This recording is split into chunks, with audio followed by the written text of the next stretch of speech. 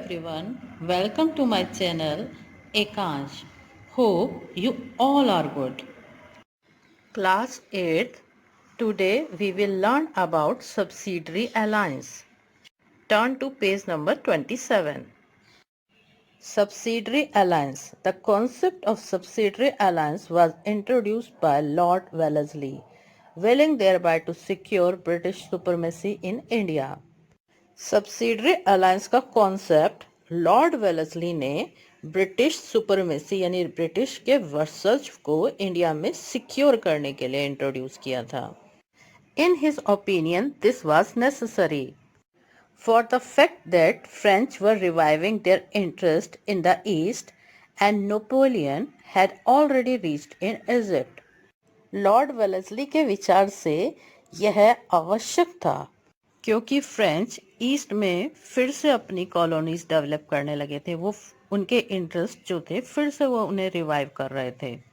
और नेपोलियन जो फ्रांस से ही थे वो ऑलरेडी इजिप्ट में पहुंच चुके थे और उसके बाद वो इंडिया की तरफ आने वाले थे. इसलिए लॉर्ड वेलेस्ली ने सब्सिडरी अलायंस का कॉन्सेप्ट इंट्रोड्यूस किया. By signing a subsidiary alliance the ruler had to accept the following terms. अब कोई भी रूलर जो भी सब्सिडरी अलायंस को साइन कर देता था उसके लिए कुछ शर्तें थी. उन टर्म्स को उन्हें एक्सेप्ट करना होता था. वो टर्म्स अभी हम पढ़ते हैं. If the Indian ruler needed protection the British troops could be provided to him. अगर किसी भी इंडियन रूलर को प्रोटेक्शन की नीड है, जो भी ऐसा रूलर जिसने सब्सिडरी अलायंस पे साइन कर दिया है, तो उसे ब्रिटिश ट्रूप्स प्रोवाइड किए जाएंगे. ब्रिटिश ट्रूप्स मतलब ब्रिटिश की सेना. The ruler needing the support of the British troops would have to pay for their maintenance. जिन रूलर्स को ब्रिटिश ट्रूप्स की आवश्यकता है उन्हें उनके मेंटेनेंस के लिए भुगतान करना होगा. मेंटेनेंस मतलब उनके रहने, खाने और जो भी उनके ऊपर खर्चे होते हैं वो सब उसी रूलर को बियर करने होंगे जिसको ट्रूप्स की रिक्वायरमेंट है. If there was to be any alliance with any other Indian state, the British approval was essentially required. Subsidiary alliance पे सिग्नेचर करने वाले किसी भी रूलर को अगर किसी अन्य इंडियन रूलर के साथ या अन्य स्टेट के साथ कोई भी अलायंस करना होता था, गठबंधन करना होता था, तो उसके लिए ब्रिटिश अप्रूवल एसेंशियली रिक्वायर्ड था, यानी अनिवार्य रूप से आवश्यक था. Ruler was bound to expel all the foreigners from his territory except the Englishmen. Subsidiary alliance को साइन करने वाले रूलर अंग्रेजों को छोड़कर अन्य सभी फॉरेनर्स को अपनी टेरिटरी से बाहर करने के लिए, यानी उन्हें उनकी टेरिटरी में नहीं रहना था. एक्सपेल मतलब निकाल देना, तो बाहर निकाल देने के लिए बाध्य थे. बॉन्ड मतलब बाध्य होना. If the British felt that the administrative affairs were not run conductively, the ruler could be dethroned. Subsidiary alliance की एक शर्त यह भी थी कि अगर ब्रिटिशर्स को लगता, अंग्रेजों को लगता कि एडमिनिस्ट्रेटिव अफेयर्स सही से नहीं चल रहा जैसा चलना चाहिए, तो उस रूलर को गद्दी से उतारा जा सकता था. The ruler did not have any right of entering into a war or any treaty with any other ruler. Ruler को युद्ध करने या किसी अन्य रूलर के साथ कोई भी ट्रीटी करने का कोई अधिकार नहीं था.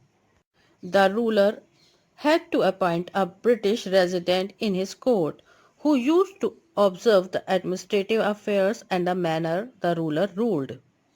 रूलर को अपने कोर्ट में यानी अपने दरबार में एक ब्रिटिश रेजिडेंट को अपॉइंट करना होता था जो एडमिनिस्ट्रेटिव अफेयर्स और रूलर के रूल करने के तरीके को देखता था.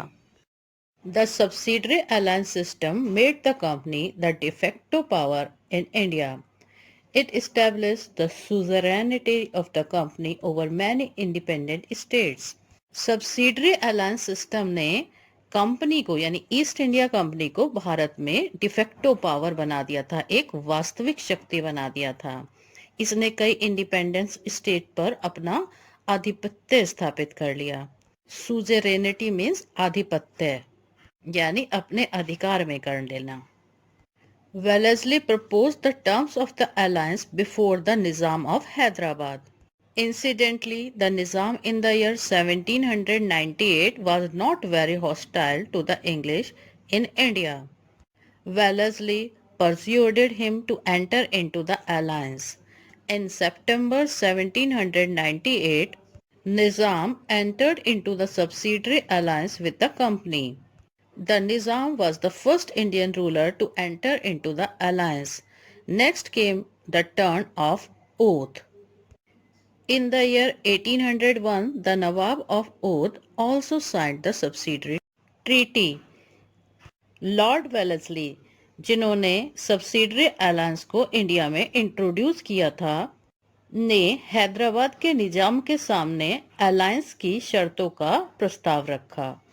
इंसिडेंटली यानी संयोग से ईयर 1798 में निजाम भारत में अंग्रेजों के लिए बहुत ज्यादा होस्टाइल नहीं थे, यानी उनसे उनकी कोई शत्रुता नहीं थी।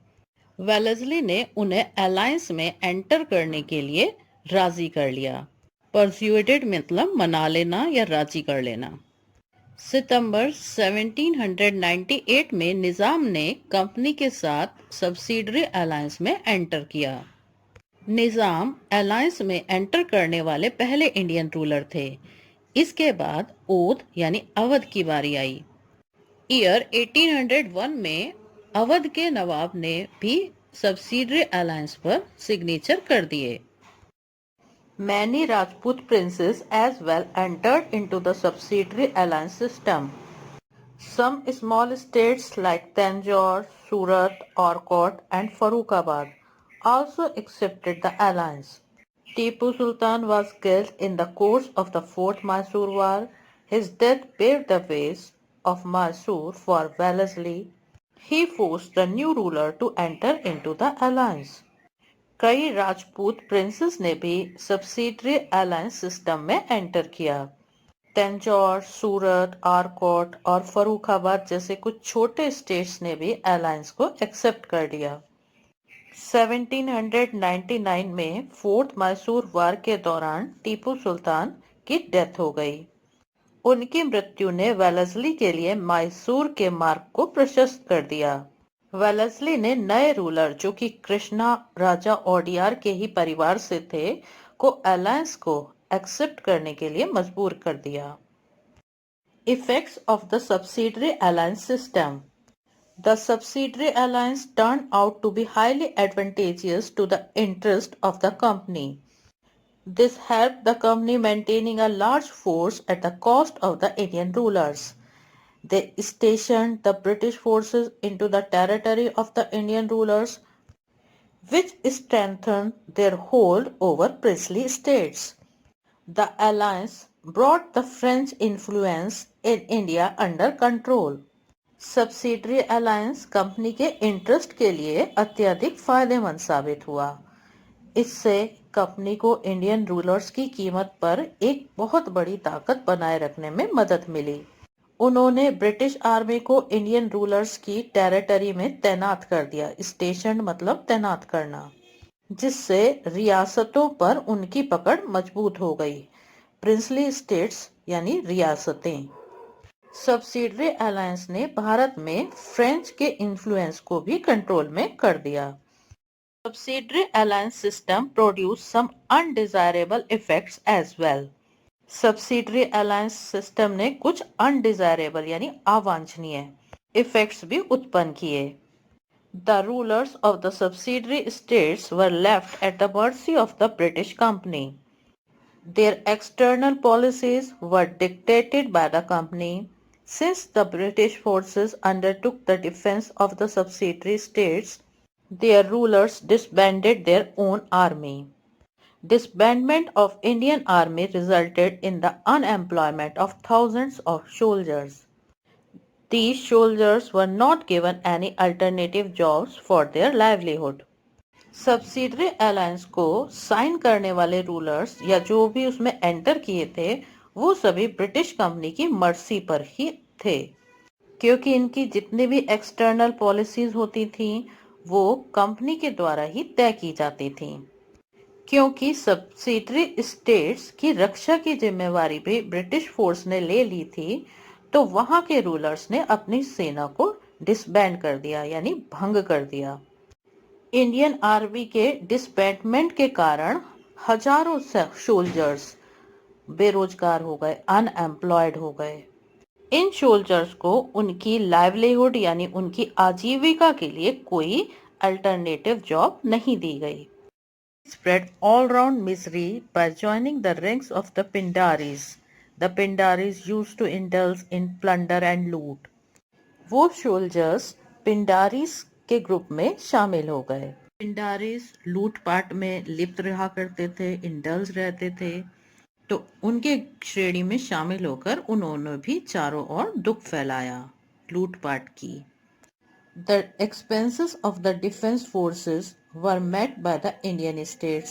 Thus, the burden of maintaining the British forces fell on the subjects for which they were heavily taxed. Subsidiary alliance में एंटर करने वाली स्टेट्स को ब्रिटिशर्स जो आर्मी प्रोवाइड करती थी उसको मेंटेन रखने का खर्चा इंडियन स्टेट्स द्वारा मेट किया जाता था, और रूलर्स उस खर्चे के लिए अपनी प्रजा पर, अपने सब्जेक्ट्स पर और ज्यादा टैक्सेस लगा देते थे। तो फाइनली आर्मी को मेंटेन करने का जो बर्डन था वो सब्जेक्ट्स के ऊपर आ जाता था। Now the princes had become relieved of the burden of defense and external dangers. They neglected their administration and spent their time in ease and pleasure. तो वो प्रिंस जिन्होंने सब्सिडरी अलायंस में एंटर कर लिया था वो फ्री हो गए, क्योंकि वो बाहरी खतरों के बोझ से मुक्त हो गए थे और डिफेंस के लिए इनके पास आर्मी थी, तो वो बिल्कुल रिलीव हो गए। वो अपने एडमिनिस्ट्रेशन को नेग्लेक्ट करने लगे और अपना समय आराम और आनंद से बिताने लगे। ईज आराम और प्लेजर आनंद। This gave rise to mismanagement of their territories. Mismanagement finally paved way for further annexations. अब इस तरीके से उनके रहने से उनके जो क्षेत्र थे उसमें मिसमैनेजमेंट का जन्म हो गया, और इस मैनेजमेंट ने आगे एनेक्सेशन के मार्ग को भी प्रशस्त किया। Thanks for watching. See you in the next video.